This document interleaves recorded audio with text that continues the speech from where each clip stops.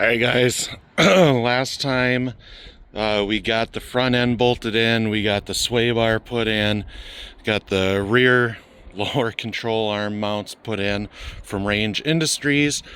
Today, or on this episode, whatever you want to call it, this time, going to finish cleaning up the frame rails on both sides. We're gonna fab up some upper mounts because you need to tie that into the frame on both sides.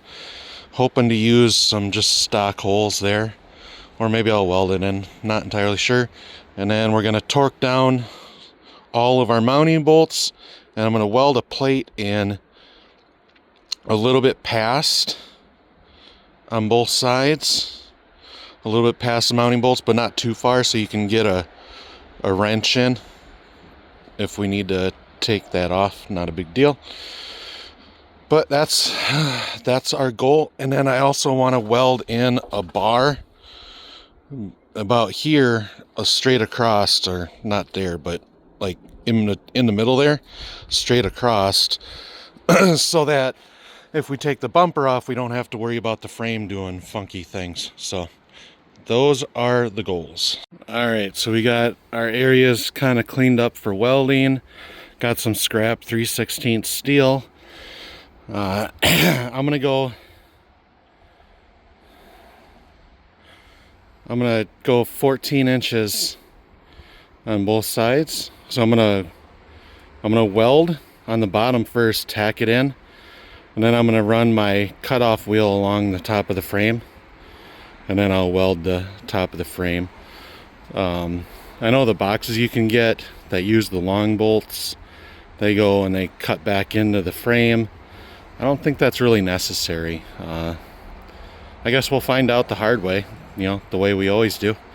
But anyways, we're gonna torque those nuts down to 90 foot-pounds on both sides. Before I can do that, I have to make the well, no, I can do that first. I can do that, and then I can do... I'm going to make the mount first, so just hold on. Change of plans. Well, as per the usual on this channel, there's been a change of plans. I decided to use some 1-inch box tubing that I had, and I cut it down to width so we can just use the stock arms that go up there. I still got to put a sleeve in both of those holes, but once that's done, that's done. And then I gotta finish my bead across the bottom, finish my bead across the top, do some finish grinding. Anyone that tells you that you need to have a big badass like TIG 220 MIG welder, you don't need all that. I got plenty of penetration with my welds with a little Miller-Matic 110? 140. Miller-Matic 140. That's doing just fine. I'm using flux core wire, which if you're working outside and it's windy is better than using MIG anyway. So yeah, just work with what you have. It's okay. Well, there's the final product, all plated. I can still get a wrench on the bottom nuts. Top nuts shouldn't be an issue. Now I'm just going to hit it with some whatever black I got off the shelf, and do the same thing over here. I think I got, I don't know, probably 2 hours into this. I don't know. I don't have the right tools or nothing, so I'm just kind of, I'm just guessing. Just guessing, okay? I'll show off the final product here in just a minute. Well, there's the final product. As you can see, put some new bushings in. Lost their seat, don't worry about it. Got this all painted. Can still easily get to all the nuts. So removing this setup at any time shouldn't be an issue. So on to the next side, yay!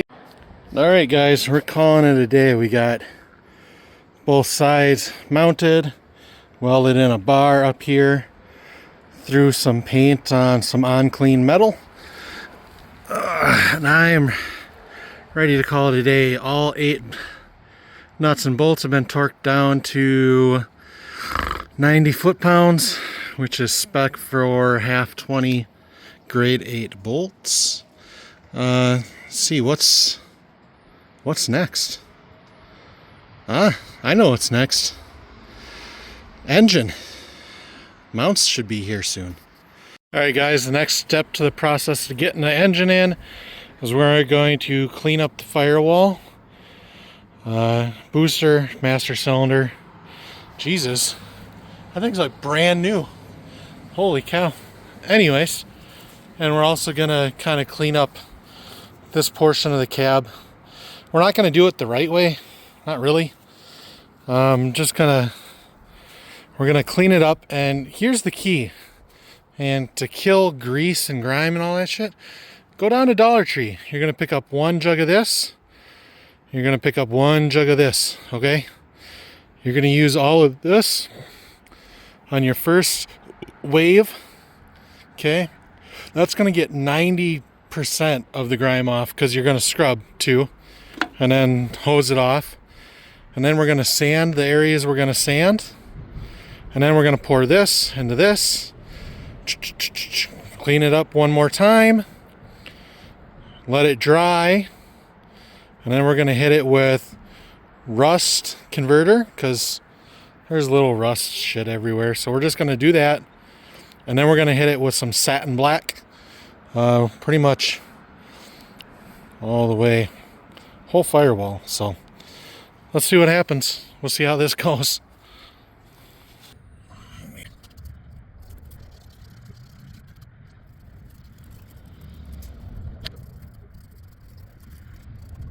Anyways, so we've gone through, we've sprayed it all down, we've scrubbed everything up, and a lot of that grease and grime is gone already. But I think I'm going to hit it one more time, let it sit a little bit longer and really get in there. And then this should be ready to sand down a little bit. We'll do that tonight yet. And then tomorrow hopefully we'll get some black sprayed. Alright, so we've sprayed her down, rinsed her off a couple times, scrubbed her down a couple times. Looking really good. So next we're going to take and kind of sand the firewall in the different areas so that the paint has a better chance of adhesing, sticking onto the base material. Anyways, I got these off of Amazon. They're kind of a spongy backed sandpaper. I've used them on quite a few projects. They seem to work good. I'm going to use 180 because that's what I have left. It'll be just fine. So anyways, we're going to get this sanded tonight, and we're going to spray the yellow stuff on there, rinse it off, and then let it dry. And then after work tomorrow, we're going to hit it with rust converter, and then we're going to hit it with some satin black. And I'm also going to hit all of that with satin black too, so it all blends in. So, all right, we'll be back. All right, guys, next day, everything's dry. We're going to spray this everywhere, let that dry, and then we're going to spray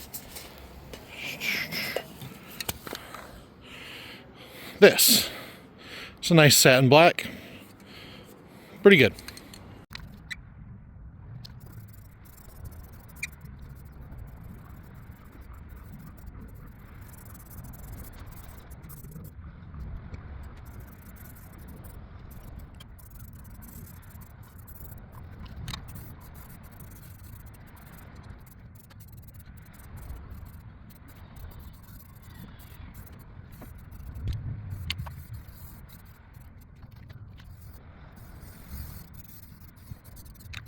All right, so all the rusty bits have been sprayed. We're gonna let that set up for a little bit.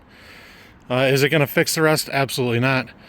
Not really trying to fix the rust so much as just slow it down a little bit, until we can get at it later. All right, guys, that looks a lot better.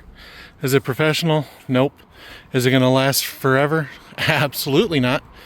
But is it going to last this summer, which is all we really need? Also, probably not, but that's okay. It looks better, and it will just look better once we get the 460 in there. But we got more stuff coming. We got to get the engine dropped in. Got to get a radiator on here. We got to do some metal fixing on the radiator core support and the inner fenders before we get those put on. Things are moving. May 30th, 2025 is our goal. So keep watching, guys.